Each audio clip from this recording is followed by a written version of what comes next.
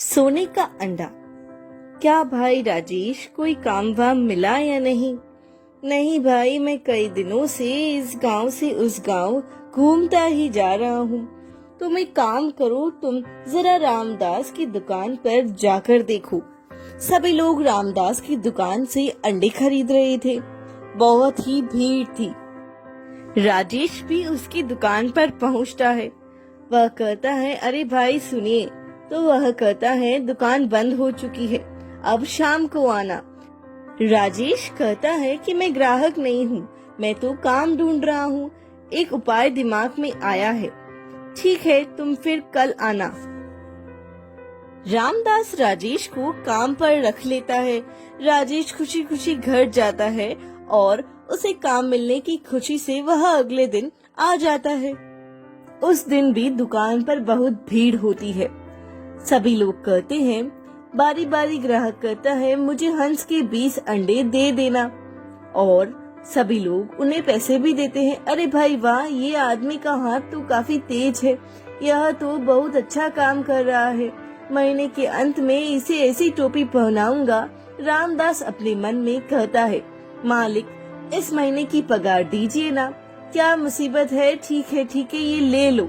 इस महीने के 100 रुपए रख। बड़ा आया, अब मैं उसकी दुकान पर काम नहीं करूंगा। राजेश कहता है, इन पैसों से अब मैं अंडे का व्यापार करूंगा।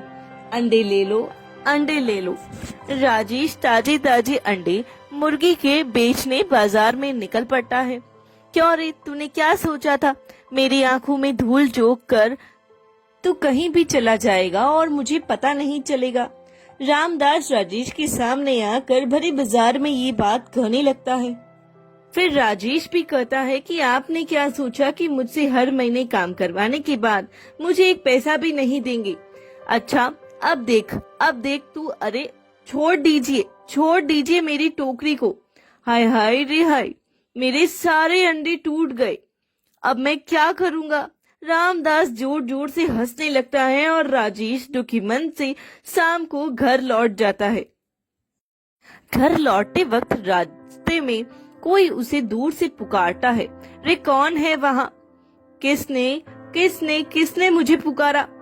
राजेश ऐसे बोलने लगता है, आप कौन है बाबा? वहाँ एक बाबा होते हैं, मैं तो यहीं रहता हूँ। बेटा, तुम्हें किस बात की तकलीफ है? बाबा, मुझे उस रामदास ने ठग लिया, अब कुछ भी नहीं बचा, इसीलिए मैं गांव छोड़कर हमेशा के लिए जा रहा हूँ। शांत हो जाओ। ये लो। बाबा उसे एक मुर्गी देता है और ये रहा बोतल। लेकिन इनका घर जाकर इस मुर्गी को इस बोतल का पानी, जादुई पानी पिला देना, समझे? देखना कल सुबह एक अद्भुत अंडा देगी। उसके बाद लगातार 9 दिनों तक सुबह उस अंडे पर इस तरह बोतल का पानी डालना। लेकिन ध्यान रहे, ज्यादा लालच मत करना। याद रखना कि 3 दिन से ज्यादा वो अद्भुत अंडा तुम अपने पास नहीं रख पाओगे। राजेश वह मुर्गी लेकर घर चला जाता है। दूसरे दिन सुबह वह जब उठकर देखता है तो वह मुर्गी एक सोने का अंडा देती है, जो उस बूढ़े बाबा ने कहा था। मैं उनकी सारी बात मानूंगा, जैसा कहा वैसा मानूंगा। बाद में राजेश उस अंडे को धीरे धीरे लगातार 3 दिन तक पानी देता रहता है।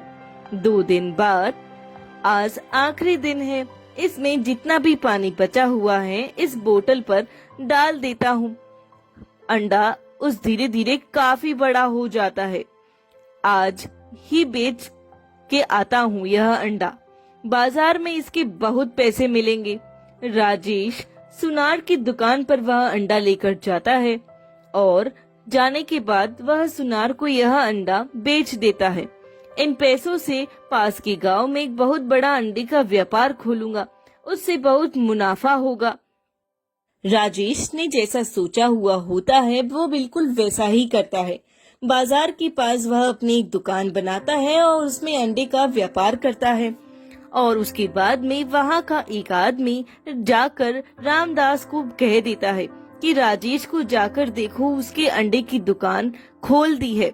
कल तक जिसके पास खाने के लिए खाना नहीं था, वह आज दुकान का मालिक कैसे बन गया।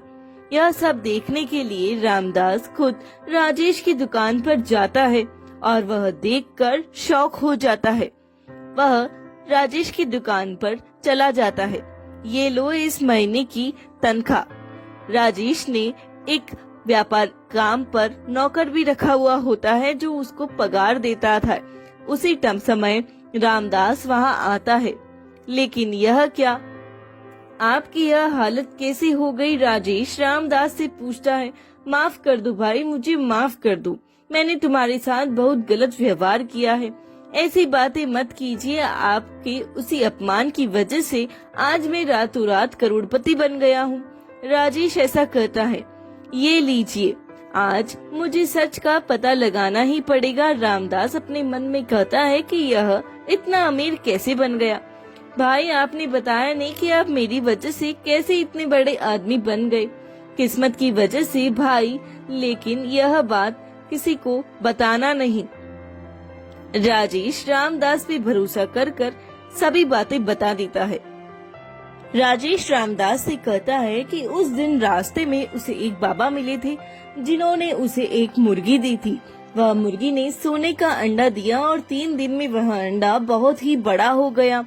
एक चमत्कारी पाने से उसी अंडे को बेचकर आज मैं बड़ा आदमी बन गया हूँ। राजेश जब रामदास को ये सारी बातें बताता है तो रामदास उसके घर चला जाता है और चुपके से उसके घर की एक मुर्गी को वहाँ से उठा लेता है और यही सोचता है कि क्या सच में यह वही इसी मुर्गी की बात कर रहा होगा। बाबा जी, आपने मेरे भैया को एक मुर्गी और एक बोतल जादुई पानी दिया था। वो जादुई पानी खत्म हो चुका है, इसीलिए भैया ने वो पानी लाने के लिए मुझे आपके पास भेजा है। ये लो जादुई पानी। सुनिए जी, ये मुर्गी सोने के अंडे देगी ना? अरे हाँ भगवान, देगी। रामदास की पत्नी यही पूछती है। रामदास उस मुर्गी को खाना पानी सब देता है और सुबह उठकर जाकर देखता है। हाँ भाग्यवान, आओ देखते हैं मुर्गी ने सोने का अंडा दिया है या नहीं। अब ये जादुई पानी डालते हैं। मुर्गी ने सोने का अंडा दे दिया और जब वह जादुई पानी डालता है तो रातों रात हम लोग अमीर हो जाएंगे। रामदास भी सपने देखता है।